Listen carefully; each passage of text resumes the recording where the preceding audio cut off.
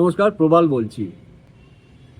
চলাচলের পথে যা দেখব সেটাই নিউজ আকারে তুলে ধরব। ইতিমধ্যে আমি একটা ইউটিউব চ্যানেল লঞ্চ করেছি, প্রবাল বলছি এই নামে। দেখতে থাকুন, সাবস্ক্রাইব করুন, লাইক করুন। এই অসামাজিক কাজ দেখার জন্য তো পুলিশ আছে, প্রশাসন আছে, আইন আদালত সব কিছুই আছে।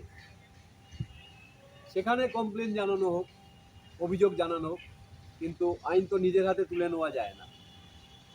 আইনটা নিজের হাতেই তুলে নিল কিছু মানুষজন। কী করলো? একটা ব্যবসায়িক একটা রেস্টুরেন্ট ভাঙচুর করলো। কারা করলো?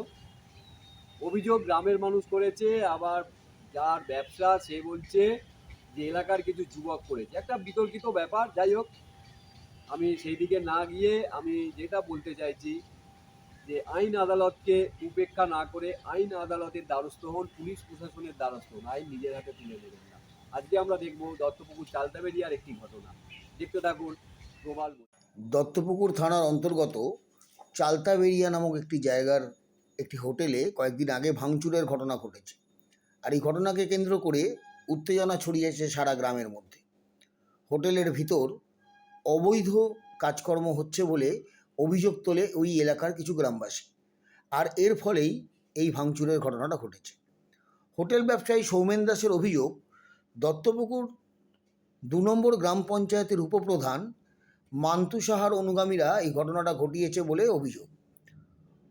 হোটেলে ভাঙচুর এবং কর্মীদের মারধর করা হয়েছে, এই অভিযোগ করেছে হোটেল মালিক। কিন্তু এই অভিযোগ সম্পূর্ণ মিথ্যা বলে জানান ওই মান্তু সাহা, এবং টাকা লুটপাট হয়েছে বলে হোটেল মালিক যে অভিযোগ করেছেন, এবং সেই অভিযোগ ঘটনার পরেই পুলিশেও জানানো হয়েছে।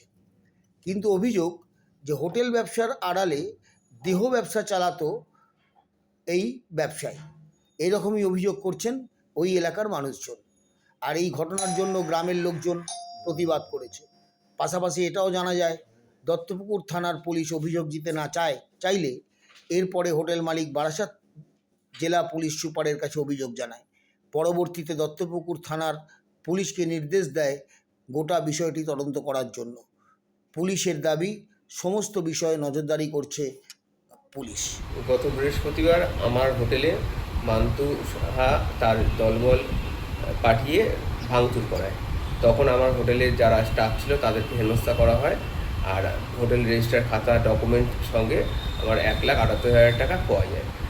আমার এই যে ঘটনা ঘটেছে তার সিসিটিভি ফুটেজ আমার কাছে রয়েছে। আর আমি সেদিনকে হঠাৎ করে এইভাবে একটা ঘটনা ঘটে যাওয়াতে, আমি হোটেল ব্যবসা করি কিন্তু কোনোদিন এরকম কোনো অভিজ্ঞতা পূর্বে আমার হয়নি।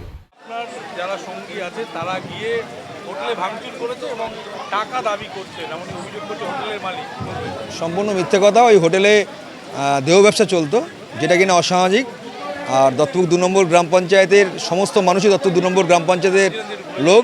অতএব আমার অনুগামী কোনো কথা নয়, সমস্ত গ্রামের লোকেরাই আমাদের লোক, এবং গ্রামের মানুষ ওর প্রতিবাদ করেছে, এটাই সত্য।